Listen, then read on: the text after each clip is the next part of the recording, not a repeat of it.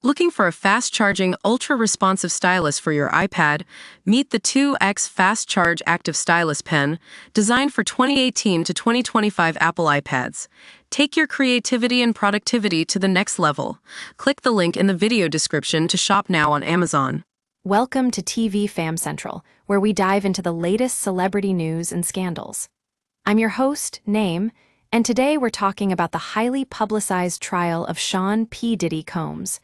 You might have been following this story, but if not, let's break it down. So, P. Diddy was accused of sex trafficking, transportation to engage in prostitution charges, a RICO charge, and 2 civil lawsuits that were rapidly approaching 100 marks. Sounds serious, right? Well, as a journalist who covered the trial, I have to say it was one wild ride. Allegations fell fast and furious against Combs, but did everyone tune out because of how quickly they piled up? I did my due diligence, casting skepticism over the authenticity of the video that surfaced showing Combs beating his ex-girlfriend, Cassie Ventura. And guess what? I checked all the boxes, played by the rules. So, when it came time for trial, Combs admitted to it, and he ended up getting an acquittal on most serious charges. Now, here's where it gets interesting. Combs' defense team planned to own and admit to domestic violence right from the start. But what was key was that they maintained that domestic violence does not equate to sex trafficking. And guess what? The jury understood that distinction. Prosecutors tried to make a case out of the video, saying it was some of the most damning evidence of Combs' sex trafficking. However, without more, that just didn't fly.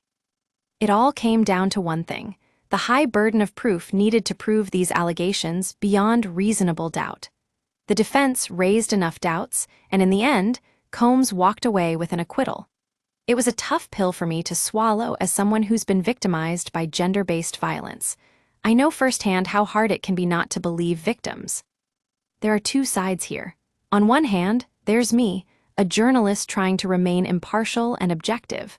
On the other side, there's my own trauma and ethics being forced outside of myself as I navigate this complex space. It's tough when you're covering a story that touches on what feels like your own experiences. Now, I want to get straight to the numbers here. RICO charges proved particularly challenging for prosecutors. According to experts, RICO was designed to target organized crime groups, not what Diddy's world is really about. In fact, pursuing lesser charges would have landed him a much lower sentence than he ended up with. What worries me most now? Diddy walking away unscathed as someone who has been accused of causing harm to women. His team says it shows the government can't get beyond baseless accusations, and I'm not sure if that's true. But what I do know is that victims are left without justice in this case. Let me be clear. My anger isn't at the 6 women on the jury who put in countless hours to make an honest judgment. It's at those who set up the game itself, the government, and their pursuit of a larger statement. And if anyone was wondering, Diddy's team believes all the false accusations will never stop coming.